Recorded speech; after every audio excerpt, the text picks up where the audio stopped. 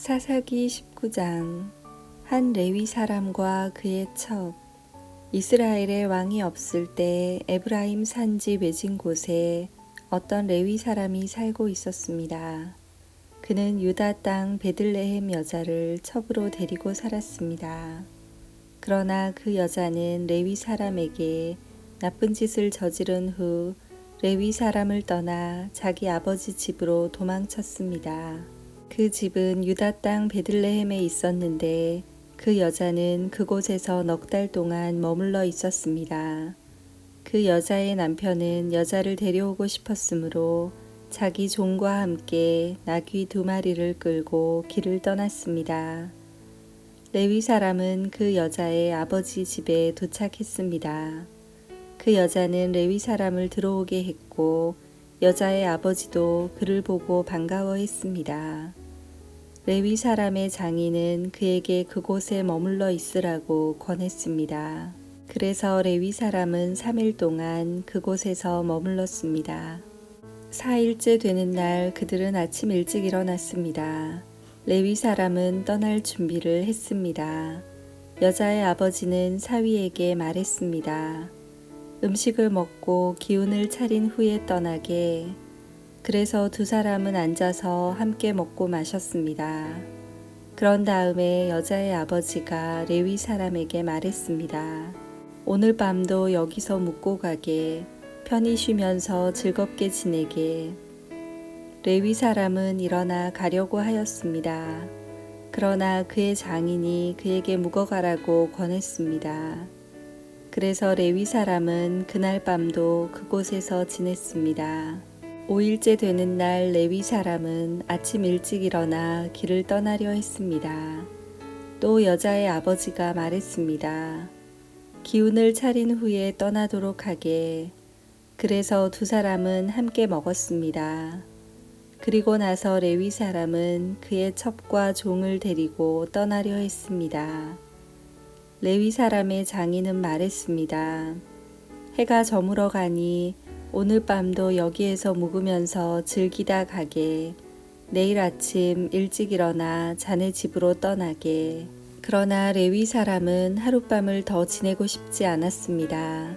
그래서 그는 일어나 나귀 2마리에 안장을 지우고 자기 여자와 함께 떠났습니다.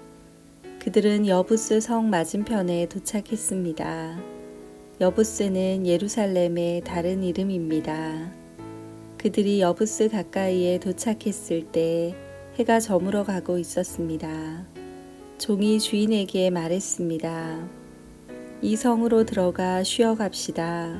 이 성은 여부스 사람들의 성입니다. 오늘 밤은 이곳에서 지냅시다. 그러나 그의 주인이 말했습니다. 안 돼. 다른 민족들의 성에는 들어갈 수 없어. 이 사람들은 이스라엘 사람이 아니야. 우린 기브아 성까지 가야 해. 자, 기브아나 라마까지 가도록 하자. 오늘 밤은 그 2 성 중 어느 한 곳에서 지낼 수 있을 거야. 그래서 그들은 가던 길을 계속 갔습니다. 그들이 베냐민 지파의 성인 기브아에 가까이 이르렀을 때 해가 졌습니다. 그들은 기브아 성으로 들어가 그날 밤을 그곳에서 지내려고 했습니다. 그들은 성 안의 거리에 앉았습니다. 그러나 그들을 자기 집에 데려가서 재워주는 사람은 아무도 없었습니다. 마침 한 노인이 밭에서 일을 끝내고 성으로 돌아오고 있었습니다. 노인의 고향은 에브라임 산지에 있었으나 그때는 기브아에 살고 있었습니다. 기브아 주민은 베냐민 지파 사람들이었습니다. 노인은 나그네가 마을의 거리에 있는 것을 보았습니다. 그 노인이 물었습니다. 당신은 어디에서 왔소? 어디로 가고 있소? 레위 사람이 대답했습니다. 우리는 유다 땅 베들레헴에서 왔습니다. 그리고 에브라임 산지 외진 곳으로 가고 있는 중입니다. 그런데 아무도 우리를 재워주려고 하지 않습니다. 우리는 나귀에게 먹일 먹이를 가지고 있습니다. 그리고 나와 저 젊은 여자와 내 종이 먹을 빵과 포도주도 갖고 있습니다. 우리에게는 부족한 것이 없습니다. 노인이 말했습니다. 걱정하지 마십시오. 당신이 필요한 것이 있으면 다 드리겠소. 이런 거리에서 밤을 지내지 마십시오. 노인은 레위 사람을 자기 집으로 데리고 갔습니다. 노인은 나귀들에게 먹을 것을 주었습니다. 레위 사람과 그의 젊은 여자는 그 노인의 집에 들어가 발을 씻고 먹고 마셨습니다. 그들이 평안히 쉬고 있을 때에 그 성의 사람들이 그 집을 둘러싸며 문을 두드렸습니다. 그들은 집 주인인 노인에게 말했습니다. 당신 집에 온 사람을 끌고 나오시오. 우리가 그 사람을 강간해야겠소. 집주인이 밖으로 나가 그들에게 말했습니다. 여보시오, 그런 나쁜 일은 하지 마시오. 이 사람은 내 집에 온 손님이요. 그런 끔찍한 일은 하지 마시오. 자, 여기 내 딸이 있어. 내 딸은 아직 순결한 처녀요. 또 이 사람의 첩도 있어. 이 여자들을 밖으로 내보낼 테니 당신들 좋을 대로 하시오. 제발 이 사람에게만은 그런 끔찍한 일을 하지 마시오. 그러나 사람들은 노인의 말을 들으려 하지 않았습니다. 그래서 레위 사람은 자기 첩을 그들에게 내보냈습니다. 그들은 그 여자를 욕보이고 밤새도록 괴롭혔습니다. 그러다가 새벽이 되어서야 놓아주었습니다.